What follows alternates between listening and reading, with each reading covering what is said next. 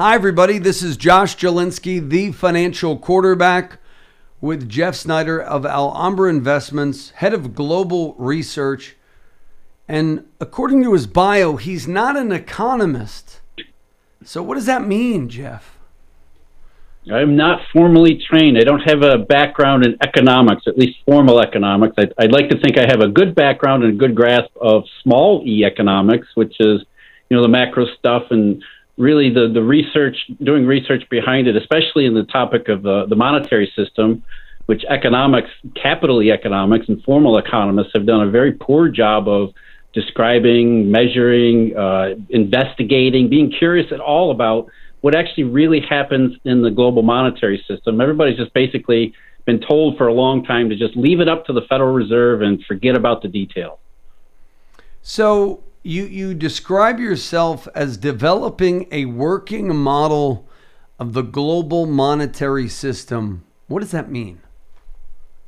Well, it's the monetary system isn't what we've been taught. And everybody thinks that the monetary system is just the U.S. dollar, that the U.S. dollar is therefore the global reserve currency. When they give it a second thought, that's usually what everybody believes, and that we went off the gold standard in August of 1971, and that was somehow an important date.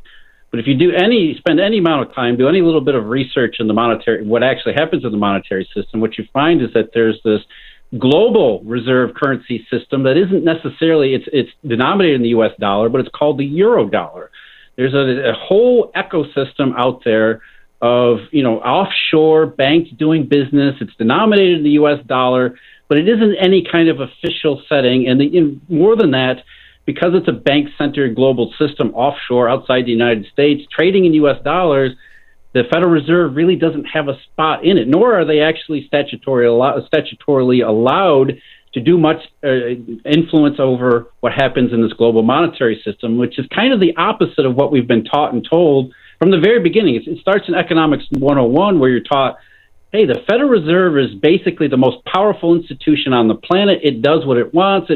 It prints money if it has to, and when that's not the case at all. It's this offshore Eurodollar system where everything comes from. Well, this is fun. This is going to be a great interview already. So Lacey Hunt says it's the lender of last resort. Would you have any issue with that statement? Yeah, and I think the Fed would too. The Fed actually calls itself nowadays, because it doesn't do money printing. It isn't in the money business. The Fed says its monetary policies are not lender of last resort because they can't be. Instead, they call themselves the market of last resort. So if you can't do money, you can't do currency elasticity, because this is an offshore Eurodollar system that's outside of your jurisdiction, as well as completely a blind spot to domestic monetary policy.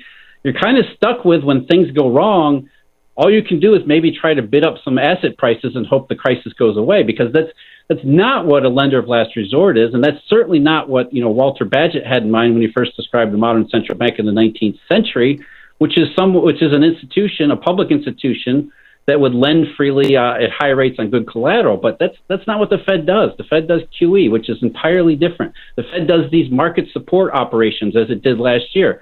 Not a central bank at all, at least not in the historical sense of it. And the reason is because the monetary system operates outside of the Federal Reserve's hands and intellectual framework, if you will. Why is that? A lot of people, when you would say Eurodollar, their eyes might glaze over. So explain what the Eurodollar is. And so you're basically saying, well, then I'll explain what the Eurodollar is, and then I'll ask you about the Fed. Yeah, what we're basically saying is the Fed gave up on the money business a very long time ago because of this Eurodollar. Eurodollar, nobody really knows where it came from. It showed up around the late 1950s for several different reasons we don't need to get into here.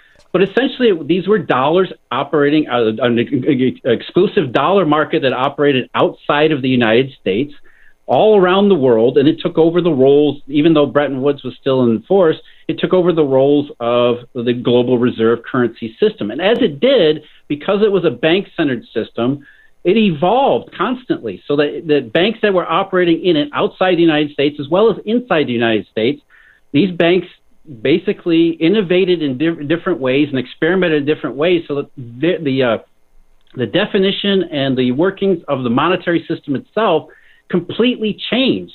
So that by the late 1960s and early 1970s, the Federal Reserve threw up its hands and said, we can't even define what counts as money anymore. So by the end of the 1970s, they basically gave up altogether and said, we can't do money in the way that central banks used to do money, so we're going to do something else. And that something else happens to be expectations management policy, which we know of in the form of, Alan Greenspan's interest rate targeting mechanism, where the Fed sort of says, we're going to target a certain rate of the federal funds rate, and that's going to account for what we hope is some kind of monetary input into the real economy, leading to predictable economic results. And for a while, that seemed to work during the Great Moderation, but behind all of that was this monster Eurodollar looking outside of the U.S., outside of our conception. We call it shadow money for that very reason, because the Fed doesn't do money anymore, and it hasn't. It goes back a very long time where the Fed basically said, we can't keep up to the monetary evolution that banks are undertaking at the time, so we're not even going to bother. We're just going to let the banking system take care of money, and if we can try to influence their behavior by moving the federal funds rate around here and there, we'll be perfectly happy with letting the banks do the details. And that seemed to work at least until August of 2007. So what is the Eurodollar? Some people may have never even heard about it, or they don't even know what it is. What is it? No, I would wager that the vast majority of the public has never heard the term Eurodollar, or at least not put it together. I mean, if you know anything about LIBOR, the London Interbank Offered Rate, that is a Eurodollar rate. That is a rate that applies to dollars that are on offer outside the United States. And that's really what the term euro means when you pair it with dollar. It has nothing to do with the European common currency, which didn't come about until the 90s. Again, this started in the 1950s. Euro simply means offshore. It's an offshore currency market. And offshore means, again, dollars that are traded outside the United States. But where the Eurodollar system took things a step further, because, again, it was a bank-centered system, this is not actual currency. It's not like there's physical Federal Reserve notes, dollar bills that are being flown around in pallets outside the U.S. That's not the case at all. It was essentially the first virtual currency system, a form of ledger money, where banks simply traded computerized numbers about assets and liabilities. And so long as those numbers agree at the end of every day, it's actually an efficient way of doing currency.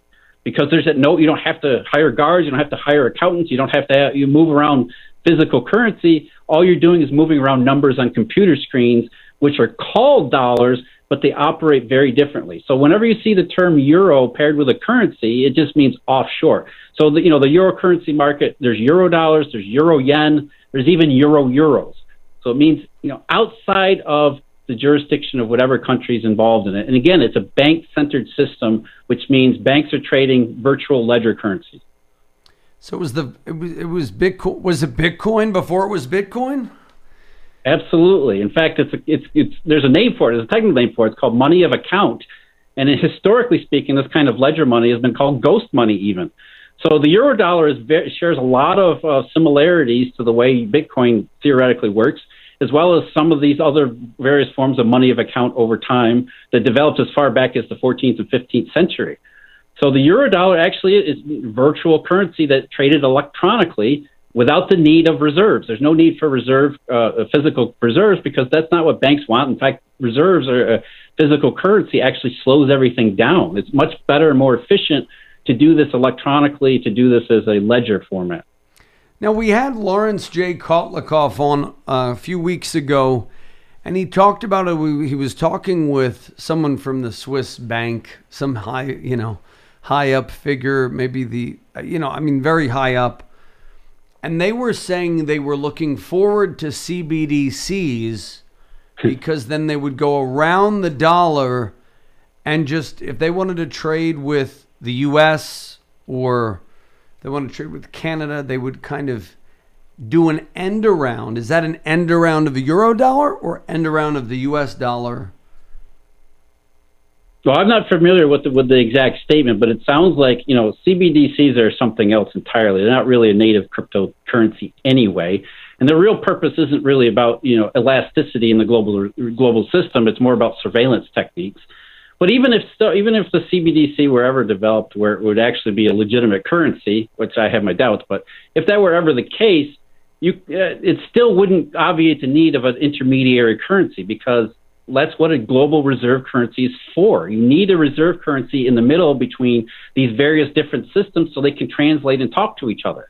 So I don't see how a CBDC would be able to work around the Eurodollar, because it doesn't. It's simply just another form of their own local currency, which, if it's not acceptable globally, then what's the point? You're really just doing the same thing in a digital format, which is really what CBDCs are. They're not actually a step ahead. They're just trying to bring what central banks already do and make it appear like it's stepped up into the digital age. And that's really all it is. It's all for appearances. This is Josh Jelinski, the financial quarterback. And folks, if you want the 45-minute ultimate financial game plan, call us now, 888-988-JOSH. The preceding program was sponsored by the Jelinski Advisory Group. Any awards, rankings, or recognition by unaffiliated third parties or publications, including 5-Star Wealth Manager, Advisory of the Year finalist by Senior Market Advisor, and Top of the $1 Million Roundtable, are in no way indicative of the advisor's future performance or any individual client's investment success. No award, ranking, or recognition should be construed as a current or past endorsement of Josh Jelinski or Wealth Quarterback LLC. Information regarding specific awards, rankings, or recognitions is available on the Wealth Quarterback website at www.jelinski.org. All investment strategies have the potential for profit or loss. Investment strategies such as asset allocation, diversification, or rebalancing do not assure or guarantee better performance and cannot eliminate the risk of investment losses. There are no guarantees that a portfolio employing these or any other strategy will outperform a portfolio that does not engage in such strategies. This broadcast should not be construed by any client or prospective client as a solicitation to effect or attempt to effect transactions in securities or the rendering of personalized investment advice. Due to various factors, including changing market conditions, the information discussed in this broadcast may no longer be reflective of current positions or recommendations. While information presented is believed to be factual and up to date, Josh Jelinski and Wealth Quarterback do not guarantee its accuracy, and it should not be regarded as a complete analysis of the subjects discussed. The tax and estate planning information discussed is general in nature, is provided for informational purposes only, and should not be construed as legal or tax advice. Listeners should consult an attorney or tax professional regarding their specific legal or tax situation. Advisory services offered through Wealth Quarterback LLC.